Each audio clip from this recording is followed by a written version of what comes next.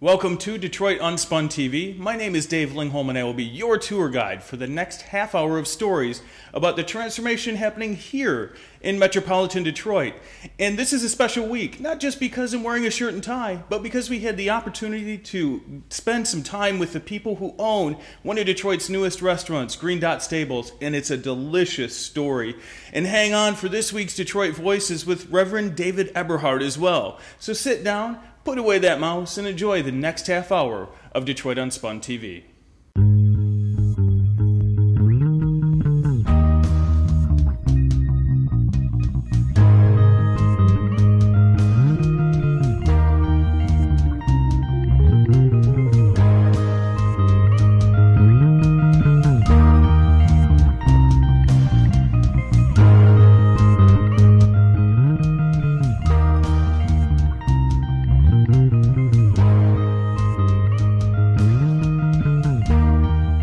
In headlines this week from our own blog, Marge Sorge tells us about a new documentary with the working title of Reimagining Our City. And it's turning the lens on the people who are reimagining the possibilities in the city of Detroit. And it's based on the book called Reimagining Detroit, penned by Detroit Free Press journalist John Gallagher. Marge also tells us about a new service called Critic Car, which is soon going to be parking in the Motor City. The idea just received funding from the National Endowment for the Arts and the John S. and James L. Knight Foundation, and you're basically going to be able to walk right out of the theater and right into a booth to give your opinion about the show you just saw. And as popular as the Motor City is becoming as a destination for people to live, finding a place to rent isn't always easy, as our own Jeremiah Stays tells us in his latest blog post. Now, to keep up with headlines like these, we encourage you to follow us on Twitter, and it's pretty easy. All you've got to do is search for Detroit Unspun. As we said at the top of the show, we had the opportunity to spend some good, quality time with the owners of one of Detroit's newest restaurants, Green Dot Stables. And Natalia had the opportunity to get right in the kitchen and find out just how tasty the food is. Here is her cooking demonstration.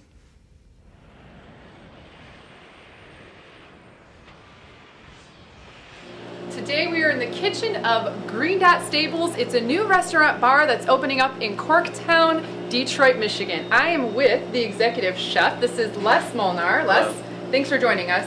Thank you. First of all, I want to say that you have some pretty impressive credentials. You studied in Chicago. Tell us a little bit about your background. Yeah, I moved to Chicago when I was 23 and started training at the Ballew Cooking and Hospitality Institute of Chicago. That was about a 16-month straight-through program. Once that was finished, I went to work at a French restaurant, Brasserie Ruhlmann.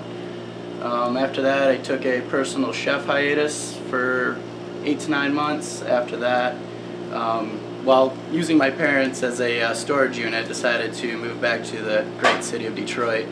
And, the rest is history, so to speak. So this is kind of casual fare, but it looks like it has a nice twist to it, a little bit of an elegant twist based on some of your experience. Jacques and I coming up with the menu, we really, wanted to kind of create things that we like to eat, as industry folk, and yet still maintaining approachability for people that have never worked in the restaurant industry. So yeah, there's some really adventurous things, but there's also a lot of familiar things on the menu as well. So I see your mainstay looks like it's sliders, and you're going to be making one for us today. Yep. So tell us about the one you're going to make for us. Today I'm going to be making the shredded pork slider, which the pork is boneless pork butt, which is cooked in the carnitas style. Typically you would cook that style when making like tamales or tacos. But rather than using those Latin flavors, I used, like Dijon mustard, apples, things that I like to eat with pork that, since it's not going to be those things, I decided to use different flavors. Well, what goes better with a slider than some French fries? But you guys have some awesome twists on the French fries too, right? Yeah, us being so close to the Ambassador Bridge and Canada, we felt it was only necessary to have poutine. But, we've got to do it right here, so we've got the garlic and herb cheese curds to go on top of our beef and chicken gravy. Sounds delicious. Well, let's get started. Absolutely. I'm going to drop the fries first for the poutine. Those will go down. By the time those are done cooking, I should have the slider up for you. Excellent. I'm just going to grab a plate here. All of our items come in green safe boats. So steamed bun goes down first. And then grab this delicious pork over here. So I cook it down like just before all the liquid's cooked out. I want to reserve a little bit of it, therefore kind of establishing a little crust. So it just needs to stay on there for, I don't know, a couple seconds. And you can see it's already starting to brown, which gives it a nice texture. And so you guys have a ton of different slider options, right? Besides the pork one, give me some other examples.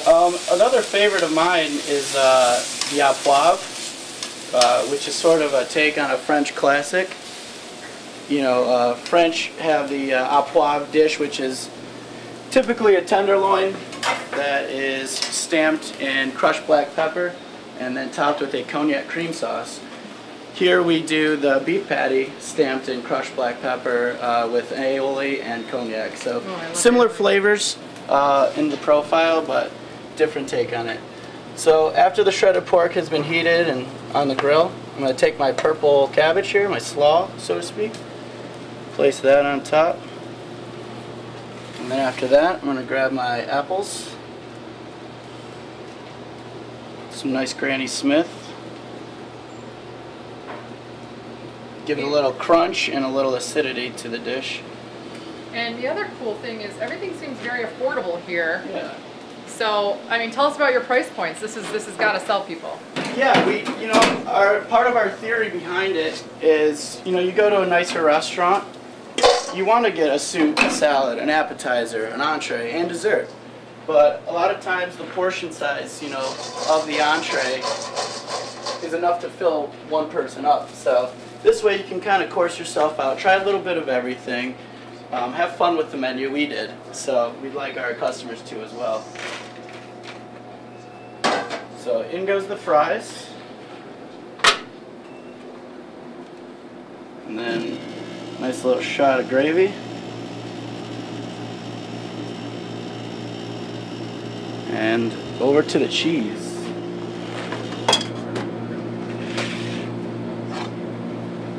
Now you gotta use the fresh cheese curds, and how you know they're fresh is if they squeak between your teeth. Oh. People in Wisconsin refer to it affectionately as squeaky cheese. So there you are. Wow. Excellent. Thank you. So, you guys got to come in and check this out. These are just some of the samples they have at Green Dot Stables. It's in Corktown. What's the website? GreenDotStables.com. Okay, and right now they're open for lunch. They're going to get their liquor license very soon. We encourage you guys to come in and check it out. This is Natalia Petrazek reporting from Detroit. Back to you, Dave. Safety is always a concern whenever you're going into a big city, and Detroit is certainly no exception. And when you're coming into the core of downtown, you can be rest assured that a group of businesses is partnering with the Detroit Police Department to make sure you have a safe trip when you come down to the Motor City. Andy Davis files this story. More than 30 businesses have banded together to improve safety and provide non-emergency help in greater downtown Detroit through Project Lighthouse.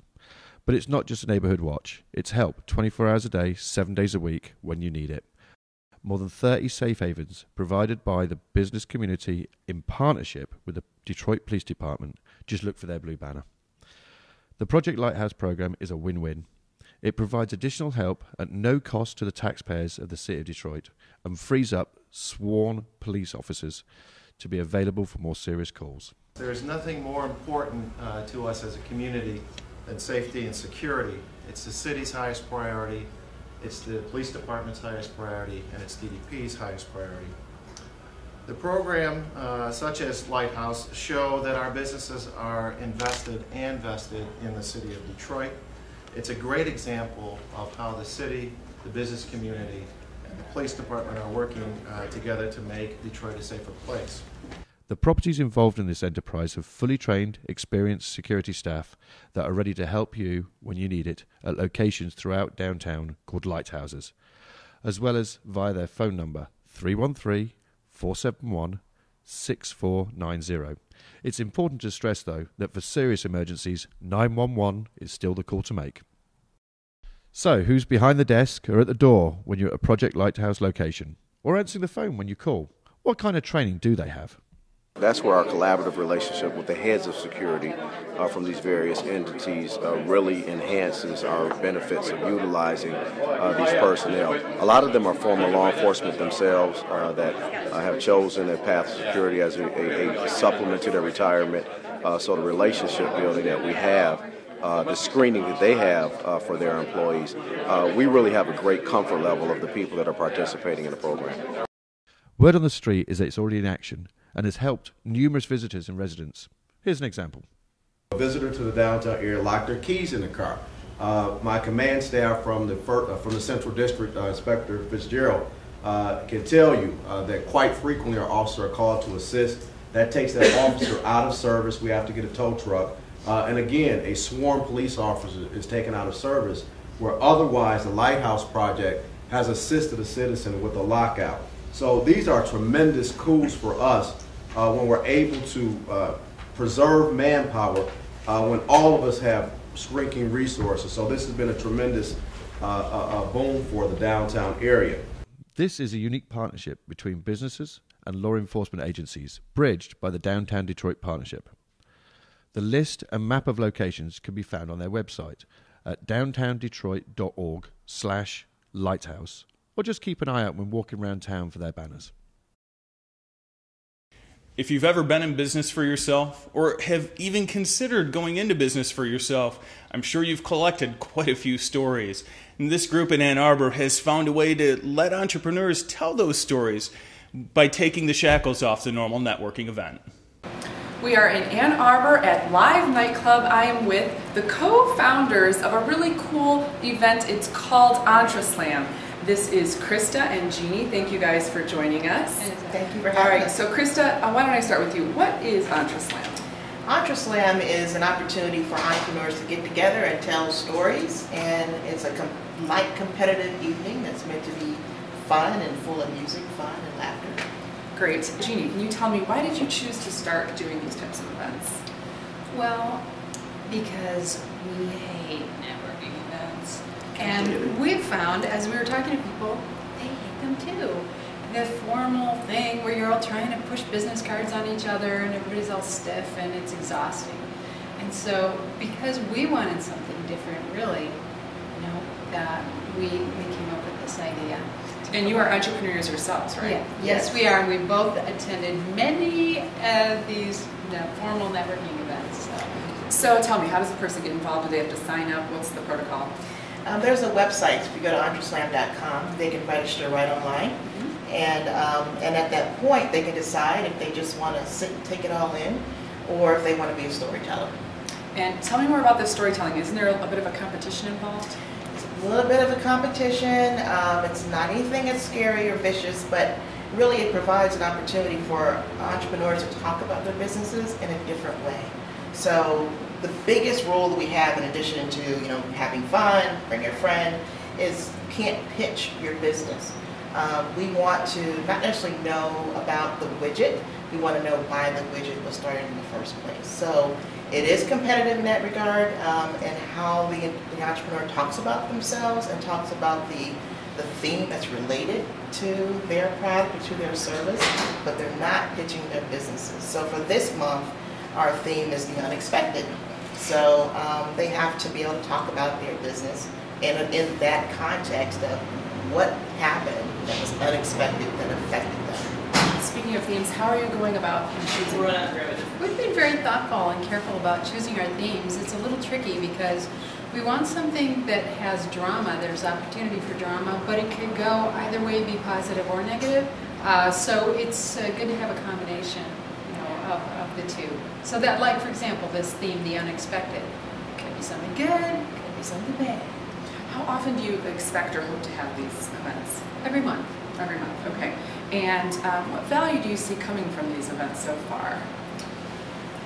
The biggest value we've seen happen is the authentic conversations and connections that are happening. So as Jeannie said earlier, this is not an event where everyone's just passing out the business cards. We know that people know how to connect naturally and organically, and because of the format of the event, the connection to not just the entrepreneur but their story is much deeper than what you would receive at a typical event where people are kind of on and feel like they have to put this front out first before they truly get down to the heart of what they do and how their business is relative to the other person. And so these events are primarily going to be in Ann Arbor. Is that the plan, or I understand you also want to expand nationally? So tell us about that. Absolutely, we have big plans. We've already got a spot picked out on Mars. We are heading out there. So we're going to definitely have our base in Ann Arbor, and then we do plan to expand out into other communities, definitely. And finally, I do understand there's a philanthropic component. You're giving back to the community. Tell us about that. Well, we have, in addition to the real core of why we're doing the Entreslam is to give the regular entrepreneur the opportunity to be center stage. There are so many nonprofits that are in this community or in communities across the state or in these cities who people would never know about unless they were exposed. So Entreslam is choosing nonprofits that are not a little bit off the beaten path, but they need that support too. And so we're donating a percentage from every single Entreslam to a local nonprofit. And so is there a cost involved then? Yeah, it's $10 at the door. Great. Well, hey, local business owners, entrepreneurs, we encourage you to check out Entreslam. We are reporting from downtown Ann Arbor at Live Nightclub. This is Natalia Petrozak. Back to you, Dave. Why would a potential restaurateur pick Corktown to put their new restaurant in? And why have a horse racing theme behind that restaurant? Natalia gets to the heart of why in this interview with Jacques, the owner of Green Dot Stables. Today we are with Jacques Driscoll. He is the owner of Green Dot Stables. It's a new restaurant bar that's opening up in Corktown area of Detroit. So Jacques, thanks for having us here today. Thank you for coming. Tell us about how this Green Dot Stables got started for you. Well, it got started a while ago. My wife and I, we were out in San Diego for the last 5 years, and it's always been a dream of mine to open up a restaurant. And long story short, we ended up coming back to Detroit for many reasons. One, the affordability and just everything else going on down here. Looked at all sorts of places in the city, Corktown, downtown, midtown, just about anywhere you can imagine a place could go, and we ended up at this place. So, all right, so the main thing is you're going to have some great food, great drinks for very affordable prices. Mm-hmm. Give me some more details about it.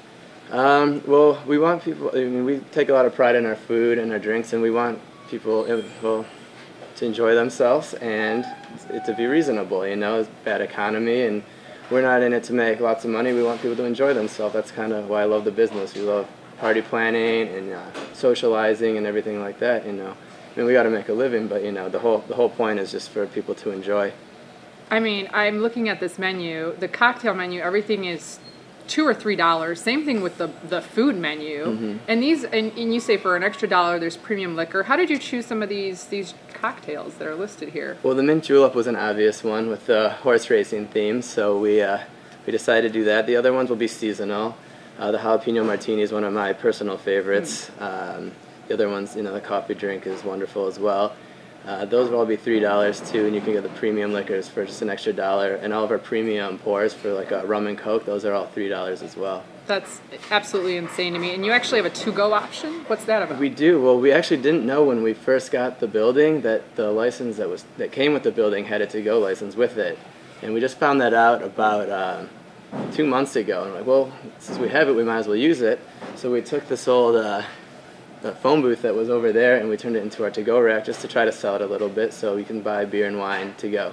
So you mentioned the Kentucky Derby reference and the name Green Dot Stables. How did that name come to be? Well, we kept the name of the previous bar that was here. It was more of a bar than it was a restaurant. We're trying to turn it into more of a restaurant than a bar here. And at first we were going to start with a whole new concept, you know, our own name, our own feel.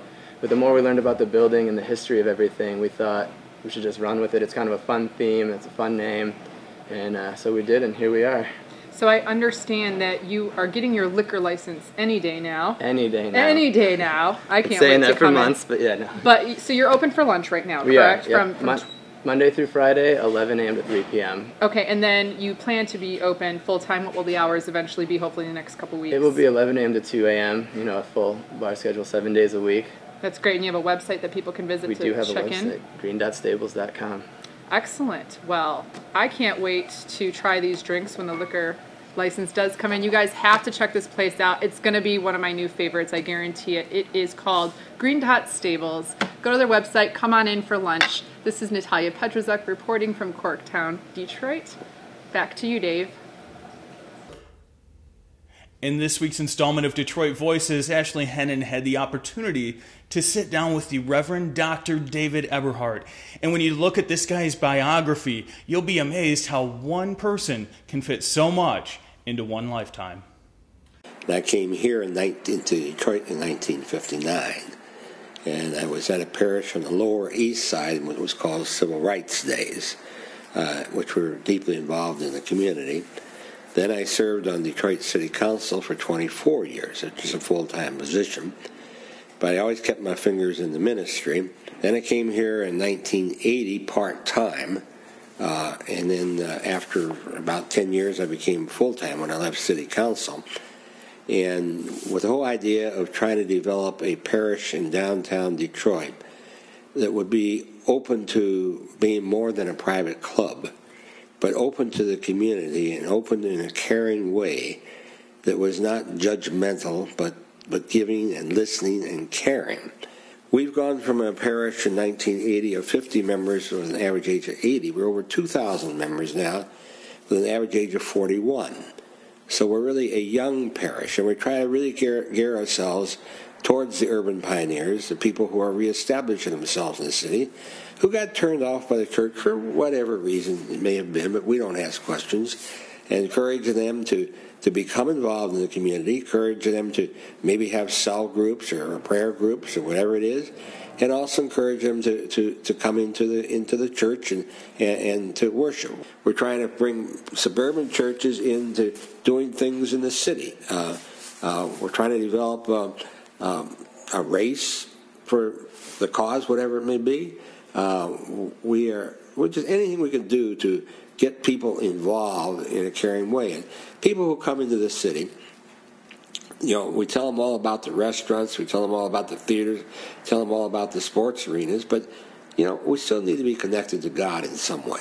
I've really been here, you know, all of my adult life, I mean, for over 50 years, and I think that I have a burning desire for this city. The city is great. You know, Detroit's not going to go away.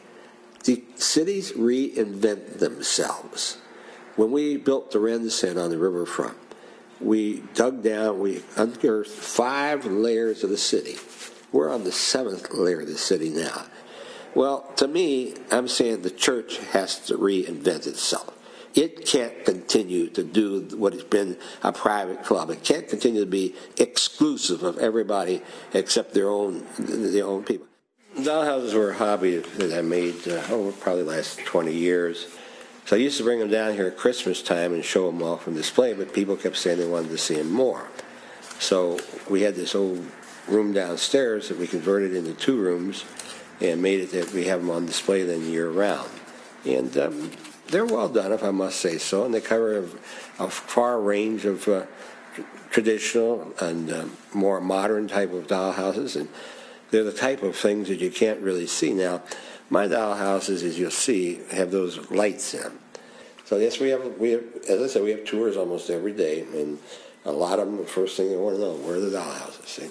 So one of the things about the Trinity Cathedral is it's unique, and you can only find at Trinity what you can find at Trinity, and that's what helps to bring people back in the side door, and hopefully they'll come around the front door. So that does it for another installment of Detroit Unspun TV. And if you have trouble sitting for a half hour to watch the video, we do podcast on iTunes, so check us out there as well. Now, as always, a lot of people come together to make this show happen, so a big thanks to Jeremiah Stays, to Natalia Petrozek, to Ashley Hennon, and to the Brit, Andy Davis. Thanks a lot, guys, for making this show happen, but most importantly, thank you for watching. Buena suerte, Detroit.